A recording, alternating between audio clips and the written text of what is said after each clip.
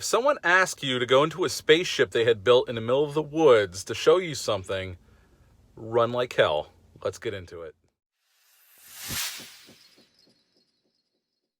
Hey, welcome back to my channel. I hope everyone is doing well out there. And today I'm going to review The Puppet Masters. No, not The Puppet Master, the ones with the little dolls that kill people. I made about a dozen of them. I'm talking about 1994's The Puppet Masters. This movie is based on a novel by Robert Heinlein. This movie was directed by Stuart Orme. And in this film, we have Donald Sutherland as Andrew, who works for the government. Eric Thal plays his son, Sam. He also works for the government. Julie Warner is a scientist or a doctor in this movie. The great Keith David plays Alex. He is a military guy in this film. We got Will Patton as one of the scientists in this film. Richard Belzer's in this film as Jarvis. He's only in it maybe, not in it very long, let's put it that way. Yaphet Kote's in this movie too, and he's not in it very much as well. And we also got Andrew Robinson, who makes an appearance that maybe lasts 45 seconds. He played the dad in Hellraiser, the dad in Pumpkinhead 2, and he was the Scorpio Killer in Dirty Harry. And what can I say about The Puppet Masters? I've always enjoyed this film. It's not the greatest. And like I said, it was based on a book by Robert Heinlein. I have never read the novel, so I have no idea how close to the novel this movie is. From what I've read online, from the little I found, it's not. They've definitely taken some liberties, which they tend to do when they do an adaptation of a novel. Now, the year before this, we had the newer version of Invasion of the Body Snatchers come out. The year right before this was released. Now, my favorite version of these movies are very similar, obviously, but there are some differences. I love Invasion of the Body Snatchers. The 78 version is my definitive version. I realize the 50s is considered a classic. 78's the best version to me, the Philip Kaufman directed film with Donald Sutherland as it stands, and also Jeff Goldblum. And Leonard Nimoy's in that film. There's a great cast in that film. And these movies have similar plots with the aliens come to Earth to take over. The only difference is in Invasion of Body Snatchers and in this film, Invasion of Body Snatchers is these spores come to Earth and they attach themselves to you through like these vines that come around you, and they basically absorb your body and they replicate it. Only when it wakes up, it's not you anymore. There's nothing of you left, and your original body disintegrates. That's how the Invasion of Body Snatchers work. In this film, the aliens are like small stingrays with a long tail that go up into your brain, attaches on your back, right back here, goes up in your brain and controls everything about you.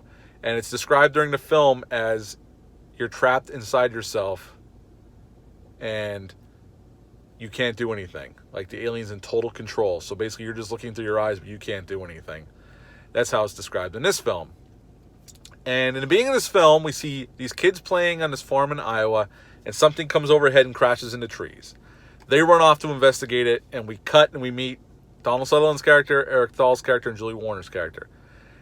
Donald Sutherland introduces Julie Warner's character to Eric Thal's character, and they take off for Iowa to check out this disturbance they've heard about.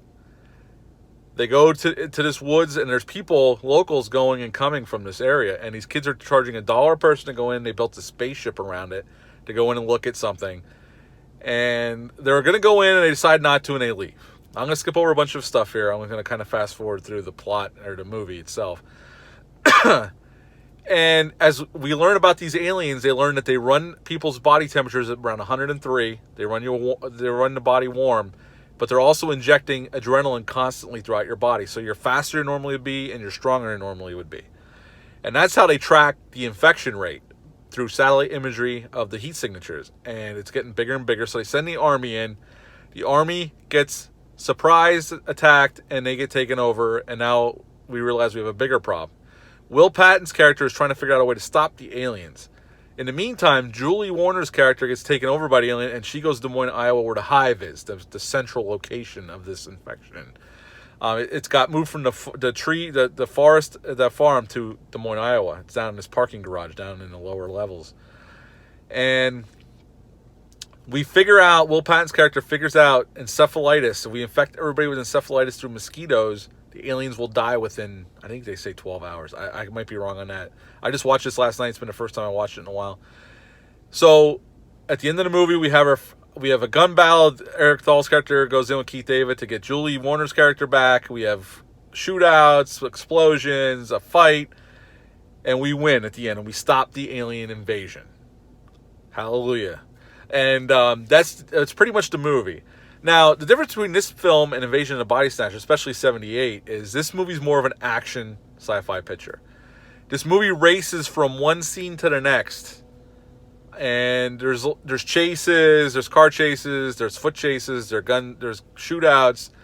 It's more action oriented, this film, than Invasion of the Body Snatchers. And that's not a bad thing. I'm not saying that's one of the bad things. If I had to rate this film, I'd give it a 6.75 out of 10. I think it deserves that.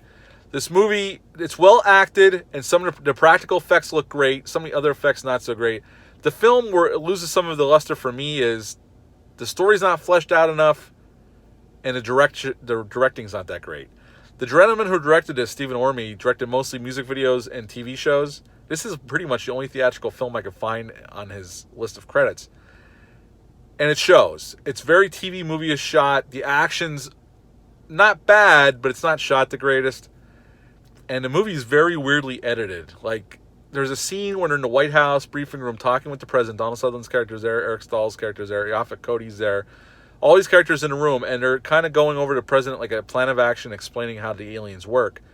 And the film just smash cuts right in the middle, right dead in the middle of an explanation, and goes right to a scene that has nothing to do with what we were just watching. Now, I don't need everything spoon-fed to me, but it was just a weird cut. It's actually kind of jarring when you're watching. If you're really paying attention to it, it's kind of jarring how it just cuts. It goes right to something else and then 5 minutes later it comes back to that same scene, but almost like in real time. They're just finishing up the conversation, and then they're on to something else. It's like, well, what was the point of that? I didn't need all the information either, but why do we even go back to it? It's like, I didn't learn anything new. Not that I needed to. I kind of got the gist of it already, but it's just a weird cut, and the whole film's edited kind of weird like that. And the film keeps moving. Don't get me wrong. It goes from one scene to the next, and it doesn't.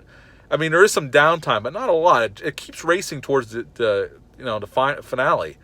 But yeah, I give the movie 6.75 out of 10. Have you ever seen The Puppet Masters? If you have, leave a comment down below. If you've read the book, leave a comment down below. I'd be interested to hear the differences between the book and the novel. Again, I have never read it, so I'm always interested in what the differences are. And I know fans of novels usually complain about that there's always important things left out. But yeah, hit the thumbs up, hit the subscribe button for me. I'd greatly appreciate that. And I hope you all stay safe out there. Take care of yourselves, and I'll be back soon. Have a great day. Bye.